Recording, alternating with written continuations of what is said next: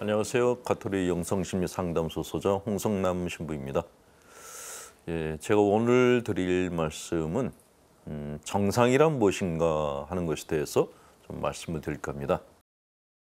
신앙생활도 기도만 많이 하고 봉사만 많이 한다 그래서 그것이 다 건강한 것만은 아니라는 것을 제가 현장에서 상담을 하면서 정말 많이 그런 케이스들을 봤습니다.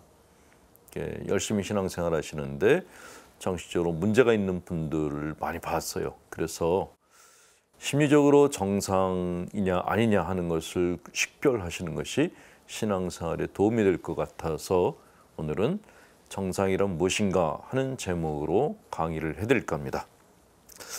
자, 사람의 그 마음을 크게 이렇게 3등분으로 나눕니다.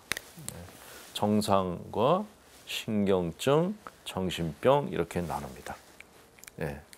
그럼 정상과 신경증, 정신병을 어떻게 나눌 것인가? 제가 쉬운 예를 하나 들어드릴게요. 중년 이상이 되면은 제일 걱정되고 신경 쓰이는 게 뱃살이죠. 아무리 운동을 많이 해도 뱃살이 빠지지 않습니다. 많은 분들이 다이어트를 하고 여러 가지 방법을 통해서 자기 뱃살을 줄이려고 하는데 중년의 뱃살은 정말 이렇게 줄어들질 않습니다. 자, 어떤 동네에 중년의 형제분이 계셨어요. 저녁마다 술에 안주 먹다 보니까 배가 나날이 불러왔습니다. 그 모습을 보고 와이프가 당신 참 걱정된다. 그러다가 이렇게 혈압으로 쓰러지면 어떡하냐 걱정을 했어요. 이 형제분이 자기 배를 보고 이래서는 안 되겠다. 그래서 결심을 했습니다. 뱃살을 빼려면 어떻게 해야 될까? 책을 몇 권을 찾아봤더니 답이 하나더랍니다. 아침하고 점심은 제대로 먹고 저녁을 안 먹으면 뱃살이 빠진다라고 그렇게 책에 답이 나와 있었습니다. 그래서 이 형제님이 그래, 오늘부터 실천하자. 아침을 잘 먹고 점심도 제대로 먹고 그리고 저녁은 굶자. 라고 결심을 했습니다. 그래서 아침을 잘 먹고 또 직장 나가서 점심도 잘 먹고 그리고 저녁에 술자리를 피해서 집에 들어왔어요. 이제 물만 마시고 자려고. 그런데 그날따라 이렇게 사랑스러운 이 와이프님이 남편이 고생한다고 술상을 받았습니다. 그걸 보고 이 남편분이 고민합니다. 이걸 먹어야 되나 말아야 되나. 그러다 결단을 내립니다. 그래, 먹자. 먹다 죽은 귀신이 때깔도 곱대. 내가 뱃살 다 빼고 건강하면 뭐해? 내 친구들 다 죽고 나 혼자 살면 너무 외롭잖아. 이렇게 생각해서 그냥 살자라고 생각했답니다. 그게 정상입니다. 그냥 살자. 싱겁죠? 자, 그럼 신경증은 뭐냐? 신경증은 자기 뱃살을 보고 짜증을 내는 거예요. 이놈의 똥 빼야지. 이제부터 물만 먹어서 내 배를 다 뺄 거야. 결심을 했습니다. 그 아침에도 물, 점심에도 물, 저녁에도 물을 먹었어요. 저녁이 되니까 자려고 그러니까 왠지 이렇게 허리가 좀 빠진 듯한 느낌이 들었습니다. 그런데 자다가 깨야 됐어요. 배가 아우성을 치는 거예요. 네가 나한테 오늘 밥 한 톨 안 먹이고 그냥 날 재우겠단 말이지? 밥통이 반란을 일으켰습니다. 새벽 2시쯤에 할 수 없이 일어나서 밥통과 협상을 벌립니다. 내가 너한테 뭘 주면 잠자코 잘래? 밥통이 라면 한 그릇만 나한테 넣어주면 내가 잘게 그랬어요. 잠결에 부엌에 가서 라면 하나를 끓여서 먹었습니다. 근데 먹고 났더니 국물이 남았어요. 밥통이 다시 제안합니다. 국물이 남았는데 아깝지 않냐? 그 밥 한 덩이 더 먹는다고 뭐 큰 영향이 있겠어? 라고 제안을 했어요. 내가 생각해 보니까 그럴 것도 같아요. 그래서 밥 한 덩이를 말아가지고 홀라당 먹었어요. 근데 문제가 생겼습니다. 배가 아주 고플 때 소량의 음식을 먹으면 배가 더 고파집니다. 그래서 결국 그 새벽에 협상에 협상을 거듭해가지고 결국 라면 셋, 밥 공기 3그릇 이렇게 먹고 자게 됐어요. 아침에 일어나니까 퉁퉁 불었어요. 그런 뿔은 자기 모습을 보고 아 이놈의 똥배 그러면서 신경질을 냅니다. 그게 신경증입니다. 그래서 신경증인 분들은 주로 짜증, 신경증, 우울, 불안 이런 것들을 달고 삽니다. 마지막으로 정신병이란 뭐냐? 정신병은 배를 보고 한숨을 푹 쉽니다. 그리고 그냥 부엌에 가요. 한 손으로 배꼽을 늘리고 한 손으로 부엌칼을 들고 한 2근 썰면 되지 않겠어? 그러면서 슬슬 썰어댑니다. 이게 정신병입니다. 나는 내 모든 걸 완전히 다 바꾸고 싶어. 이게 정신병이라는 거죠. 자, 그렇다면 정상적인 사람들은 어떤 사람들인가? 정상적인 사람들은 신경계나 정신병의 그런 징후가 하나도 없는 사람들인가? 절대로 그렇지 않다는 겁니다. 정상인 사람들은 그냥 정상인 시간이 많을 뿐이고 신경증인 사람들은 하루 종일 신경질을 부리면서 사는 사람들이고 정신병은 하루 종일 나는 행복해. 이런 사람들이 정신병자다라고 그렇게 우스갯소리로 이야기를 합니다. 자, 사람은 이 3가지 요인을 다 갖고 사는 것이 보통 사람들의 특징입니다. 아침에 자다가 깼는데 어디선가 맛있는 커피 냄새가 나기 시작했습니다. 그 커피 냄새를 맡으면서 아, 기분 좋다. 오늘 친구들하고 어디 좋은 카페에 가서 차 한잔 해야지. 기분이 굉장히 좋아졌어요. 정상이죠? 자, 씻고 나가기 위해서 화장실에 갔습니다. 내가 화장실에 갔더니 변기 위에다가 남편이 간밤에 술 먹고 들어와가지고 오바이트 한 거를 하나도 안 치우고 그냥 두고 나갔어요. 그걸 보고서 신경질이 났습니다. 이 인간이 지가 토한 건 지가 치워야지. 막 신경질을 내면서 화장실을 청소했어요. 깨끗이 닦고 그래도 오늘 하루를 주님과 함께 보내야지.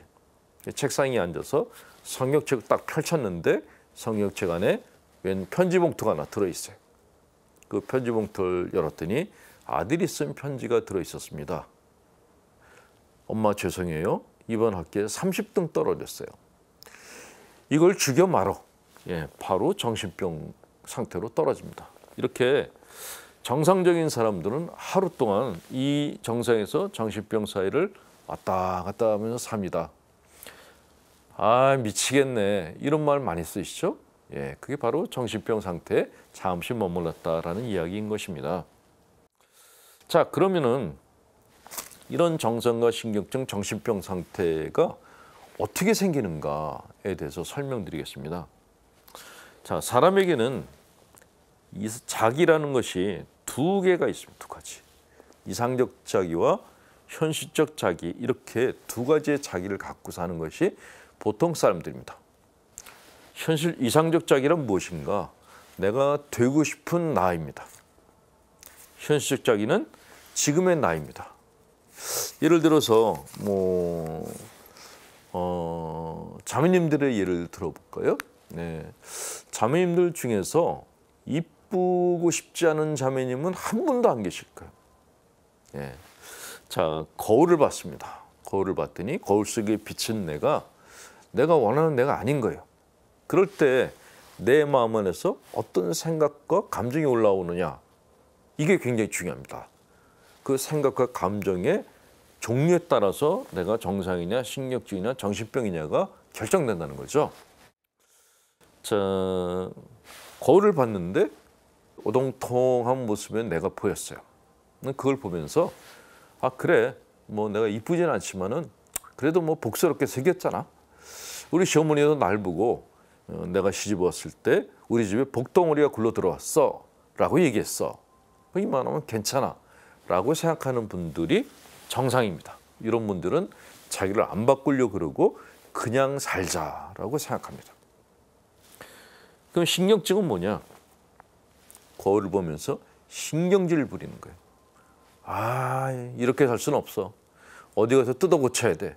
그래서 성형외과를 찾아다닙니다. 성형수술을 하고 난 다음에 거울을 통해서 본 자기를 보고 신경질을 막 부립니다. 그게 신경증이에요. 그래서 신경증인 사람들은 마음이건 몸이건 다 뜯어 고치고 싶어 합니다. 그래서 마음이 편할 날이 하루도 없어요. 그게 신경증 환자들이에요. 자, 제가 이렇게 복잡 미묘한 얘기를 해드리는 이유가 뭐냐.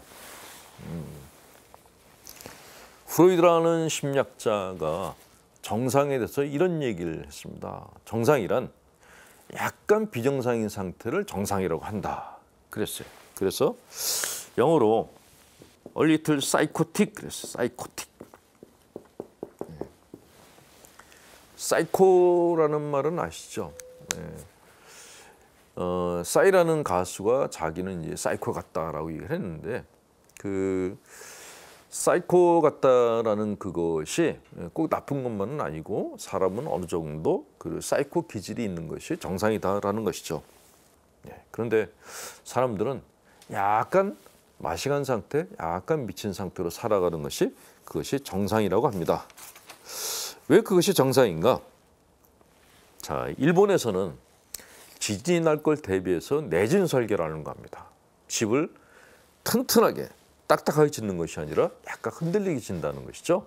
그렇게 약간 흔들리는 상태로 지은 집이 지진에 강하다고 합니다. 근데 사람 마음도 마찬가지입니다. 그냥 올곧고 흔들림 없고 이거는 건강한 마인드가 아닙니다. 오히려 약간 흔들림을 갖고 있는 것이 정상이다라고 얘기를 하죠. 많은 분들이 믿음에 대해서 얘기를 하면서 믿음이란 흔들림이 없는 것이어야 된다라고 이야기를 하고 있습니다. 그러나 그렇게 흔들림이 없는 믿음을 갖고 살기에는 인간이 갖고 있는 한계성이 너무 큽니다.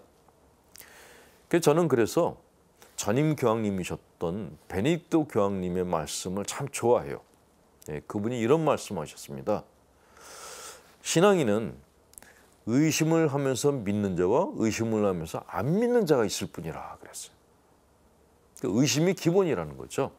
신앙인은 의심하면서 믿는 사람이고 신앙인이 아닌 사람은 의심하면서 안 믿는 사람이다라고 얘기하셨는데 그분의 말씀이 정말 현실적인 신앙의 모습을 갖다가 제대로 표현한 말씀이 아닌가 하는 생각이 듭니다.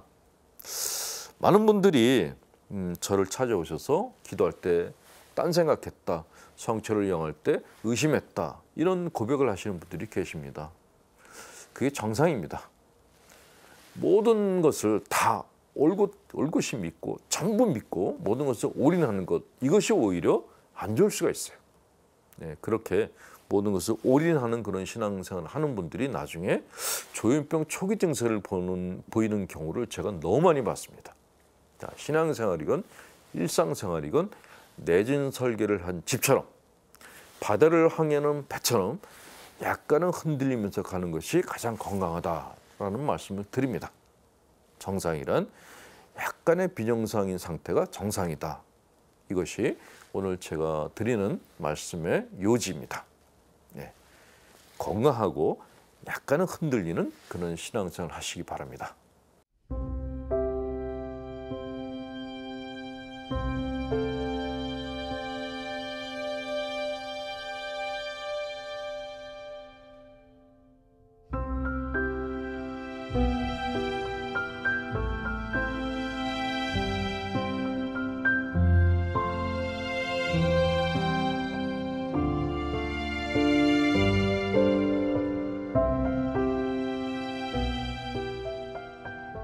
오늘은 여러분들께 욕구에 대한 강의를 좀 해드릴까 합니다. 욕구는 영어로 need라고 그러죠. 자, 인간은 욕망하는 존재다라고 얘기를 합니다. 마음 안에 무엇인가를 원하는 게 참 많다라고 얘기를 하죠. 근데 이 욕구를 많은 어떤 종교인들은 욕구는 비워야 된다라고 얘기를 해요. 비우라. 심지어는 욕구는 욕심이다. 어떤 분은 세속적인 것이 욕구다라고 얘기를 합니다. 자, 그런데 그렇다면 심리치료에서는 이 욕구를 어떻게 부른가? 심리학에서는 기본적으로 인간은 욕구의 존재라고 얘기를 합니다. 그래서 태어나면서 죽을 때까지 그 연령대별로 반드시 채워져야 될 욕구를 갖고 사는 존재라고 합니다. 그러니까 욕구는 죄도 아니고 욕심도 아니고 세속적인 것도 아니고 인간이 성장하기 위해서 필요한 것들이다라는 것이 심리치료에서의 욕구에 대한 정의입니다. 만약에 이 욕구가 채워지지 않으면 어떻게 되는가? 그거를 결핍 욕구다라고 얘기를 하는데 욕구가 결핍됐다는 거죠. 이거를 우리말로 하면은 한이라고 얘기해요. 한. 자, 마음에 한이 맺혔다라는 말을 우리가 자주 사용하죠. 그 한이라는 것이 바로 욕구가 채워지지 않은 것을 한이 맺혔다라고 얘기를 하는 겁니다. 나는 돈에 한이 맺혔어요. 결혼에 대한 한이 맺혔어요. 이런 이야기를 하는 분들이 있어요. 바로 자기 욕구가 채워지지 않았다는 것을 그렇게 이야기하는 것입니다. 자, 욕구는 아브라함 마슬로우라고 하는 심리학자가 욕구에 대해서 설명하기를 욕구의 하이어라키에 대한 얘기를 했는데 너무 이렇게 그 욕구의 위계가 많기 때문에 저는 오늘 간단하게 이렇게 세 가지만 말씀을 드릴 겁니다. 자, 욕구는 맨 밑바닥에 있는 것이 생리적인 것입니다. 그 위에 정서적 욕구, 그 위에 영적인 욕구, 이렇게 3단계로 크게 3단계로 나누어서 볼 수가 있어요. 자, 생리적 욕구란 무엇인가? 우리가 입고 먹고 잘 수 있는 것, 이렇게 소위 얘기하면 물질적인 것에 대한 욕구, 이것이 생리적인 욕구라고 하는데 이걸 펀더멘탈이라고 하는데 이것이 굉장히 중요하다라는 것이죠. 자, 내가 잘 입고 잘 먹고 좋은 집에서 자는 것, 이것은 절대로 세속적인 것이 아니라 마음이 건강해지고 심지어 안정감을 갖기 위해서는 꼭 필요한 것이다라는 것이죠. 생리적 욕구 참 중요합니다. 너무 어릴 때 가난한 집에서 자라서 늘 배고팠던 기억을 가졌던 분들이 계세요. 그분들은 생리적 욕구가 채워지지 않은 분들입니다. 이렇게 이런 욕구가 채워지지 않은 분들은 그 채워지지 않은 부분이 한처럼 돼서 어른이 돼서도 여전히 돈을 많이 벌어서 잘 살게 되었음에도 불구하고 돈을 제대로 못 쓰거나 아니면은 밥을 먹을 때 허겁지겁 밥을 먹는 그런 모습들을 보입니다. 생리적 욕구가 심리적으로도 채워지지 않아서 그렇다라고 얘기하는 것이죠. 그러니까 어린 시절에 아이들이 부모님이 가난하더라도 그 가난한 부모님이 아이들에게 반드시 장난감을 사주고 아이들 방을 꿈나라처럼 이렇게 알록달록하게 만들어주는 이유는 아이들에게 판타스틱한 그런 모습을 심어줌으로써 아이들이 심리적으로 여유를 갖게 하기 위한 일종의 수단이라고 그렇게 볼 수 있다는 것이죠. 네. 자, 이것은 어린이 돼서도 마찬가지입니다. 어른들도 누추하고 가난한 집에 사는 것보다는 좀 괜찮은 집에 살 때 그때 심리적으로 건강함을 가질 수가 있다라는 것이 심리치료에서의 이야기입니다. 자, 그런데 이렇게 생리적 욕구가 채워지면은 인간은 당연히 그 다음 욕구로 올라가고 싶어합니다. 간혹 종교인들이 비워라라고 얘기를 하시는 분들 계세요. 근데 욕구는 비워지지가 않는 겁니다. 이 비울 수 있는 것은 단계가 한참 올라간 다음에나 실행할 수 있는 것이고 보통 신앙인들의 경우에는 비우는 것이 아니라 채우셔야 됩니다. 채워라. 자, 사람 마음을 항아리로 비유를 해보기로 했죠. 밑에 물이 바닥에 났는데 그 물마저 바닥을 내라 그러면 항아리가 어떻게 되겠습니까? 말라서 깨져버리겠죠. 자, 항아리는 그 안에 물이 찼을 때 그 항아리도 건강한 항아리가 될 수 있다라고 얘기를 하듯이 사람도 똑같습니다. 사람도 내 안에 있는 그 욕망을 비우는 것이 아니라 내 안에 빈 부분의 욕망을 채우는 것이 이것이 맞다라는 말씀을 드립니다. 먹고 살만 하면은 인간은 자연스럽게 그 다음 단계 욕구를 갖다가 채우고 싶어 합니다. 두 번째 단계 욕구가 정서적 욕구입니다. 자, 돈을 열심히 일해서 돈을 벌었어요. 돈을 많이 버신 분들이 그 다음에 원하는 게 뭘까요? 명예입니다. 명예. 예. 이름을 날리고 싶어요. 자, 우리 교회에서는 전통적으로 명예에 대해서 좀 좋지 않게 얘기하는 편입니다. 예. 나의 명예를 위해서 무엇인가 하는 것은 세속적인 것이다 라고 이렇게 이야기를 하는데 그러나 이렇게 어느 영적인 단계에 들어가면 그런 얘기가 합당할지 모르겠어요. 그렇지만 심리적으로 이렇게 결핍이 많은 분들한테는 사실 정서적 욕구가 채워져야지 됩니다. 특히 열등감이 많은 분들, 어렸을 때부터 부모님으로부터 인정 못 받고 형제들한테도 인정 못 받고 또 주위에서도 인정 못 받고 정말 있는지 없는지 모르는 그런 상태로 지내오신 분들은 나이가 들어서 어떻게 쓰지 다른 사람들로부터 자기 이름에 대한 평가를 받으실 필요가 있어요. 명예가 필요하다는 것이죠. 그래서 돈을 많이 버신 분들이 대개 선택하는 게 뭐냐? 정치가가 되려고 국회의원 선거에 나가십니다. 도저히 안 될 것 같은데도 출마를 하시는 분에게 물어봤어요. 그렇게 돈이고 뭐고 다 깨트리면서 선거에 나가시는 이유가 뭐냐? 그랬더니 국회의원에 출마하셨던 분이라는 소리를 듣는 것이 너무나 기분이 좋다는 것입니다. 자기도 국회의원이 안 된다는 거 안 돼요. 그렇지만 국회의원 선거에 출마했던 사람이라는 주위 사람들의 이야기를 듣는 것이 너무나 행복하다라는 것이죠. 그게 바로 정서적인 욕구입니다. 그래서 이 정서적 욕구를 채우기 위해서 심지어 초등학교에서는 줄반장이라도 하고 싶어 하지 않습니까? 반에서 학급 반장을 뽑을 때 아이들이 뭐 이렇게 다른 아이들한테 뭐 과자 사주 그러면서 선거운동을 한다 그러죠. 그게 바로 정서적 욕구가 결핍돼 있을 때 일어나는 현상들입니다. 자, 이렇게 정서적인 욕구가 채워지면은 그 다음 단계로 올라가는 것이 영적인 욕구입니다. 바로 이 영적인 욕구에 올라가서는 그 전 단계에서 했던 채워라가 아닌 비워라가 실행할 수 있는 그런 단계다라고 얘기를 하죠. 그래서 심리치료사들은 가톨릭교회에서 이렇게 뽑은 성인들에 대해서 이렇게 심리학적인 관점에서 평가를 하는데 많은 성인분들이 계시지만 그중에서도 저희들이 저분은 정말 성인이 될 만한 심리적 자원을 가진 분이야라고 평가해 드릴 수 있는 분은 프란치스코 성인이라고 이야기를 합니다. 왜 그런가? 프란치스코 성인은 이 세 가지를 갖다가 다 채우셨던 분이기 때문에 그렇다라는 것이죠. 자, 어렸을 때 아주 찢어지게 가난하게 살았던 분들이 이렇게 수도원에 들어가 가지고 수도 생활을 할 수 있겠는가에 대해서 의문을 갖는 것은 요새 생긴 의문이 아니라 굉장히 오래전 수도원에 회칙을 만드셨던 베네딕토 성인도 가졌던 의문이었어요. 그 오래전에 베네딕토 성인이 어떤 말씀하셨는가? 수도자를 뽑을 때 지나치게 가난한 집 출신들은 뽑지 말라 그랬어요.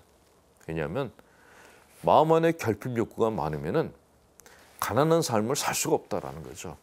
그러니까 너무 가난했던 사람들은 수도원에 들어가지고 또 가난한 생활을 하는 것이 힘들어요. 왜냐하면 가난이 트라우마가 돼가지고 그게 안 된다는 거죠. 진정으로 가난을 실천할 수 있는 사람들, 가난을 멋으로 살 수 있는 사람들은 마음이 부자였던 사람들, 성장 과정이 부유했던 사람들이 그것이 가능하다라는 것이죠. 그런 의미에서 우리는 프란치스코 성인이 가장 적합한 분이라고 생각합니다. 제가 이태리의 성지순례를 가서 프란치스코 성인의 그 사셨던 곳을 둘러봤어요. 제가 생각하기에 프란치스코 성인은 집에서 막 아버지에게 모든 걸 다 이렇게 벗어서 드리고 집을 나가셨다라는 그 장면을 봤는데 굉장히 멀리 가신 줄 알았어요. 그랬더니 멀리 안 가셨더라고요. 여기가 집이에요. 집에서 떨어진 수도원이 지척이에요. 또 프란치스코 성인의 수도원 밑에 글라라 수도회가 있어요. 글라라 성인은 프란치스코 성인의 여자친구였던 분이죠. 이분이 수녀님이 돼서 프란치스코 성인 수도원 500m 아래쪽에 수도원을 세워서 거기 같이 수도 생활을 했어요. 그래서 가끔씩 프란치스코 성인이 글라라 수녀님을 찾아가서 영적 대화를 했다고 기록에 나와 있습니다. 객관적으로 볼 때 프란치스코 성인은 버린 것이 하나도 없었어요. 모든 것을 다 세팅해서 살고 계셨어요. 이것이 좋다 나쁘다라는 그런 판단을 하려는 것이 아니고 그렇게 심리적으로 욕구가 채워진 상태에 있는 분들이 영적인 생활을 하는 것이 가능하다라는 말씀을 드리려는 겁니다. 간혹 열심히 사는 신자분들 중에서 내 안에서 올라오는 욕망을 죄라고 생각하고 그것을 없애려고 하는 분들이 계시는데 절대 그렇게 하시면 안 된다라는 말씀을 드리는 겁니다. 인간의 마음은 가만가만히 달래가면서 이렇게 다듬고 키워야 되는 것이지 마치 칼로 무 자르듯이 그렇게 신앙생활을 하는 것은 자칫 잘못하면 신경증이나 조현병으로 발전할 가능성이 위험성이 크다는 그런 말씀을 드립니다. 프란시스코 성인처럼 밑에서부터 차곡차곡 채우면서 그리고 나중에는 하나님께 모든 것을 비워드리는 그런 신앙생활을 하시기를 권합니다. 가톨릭 영성심리 상담소 소장 홍성남 신부였습니다.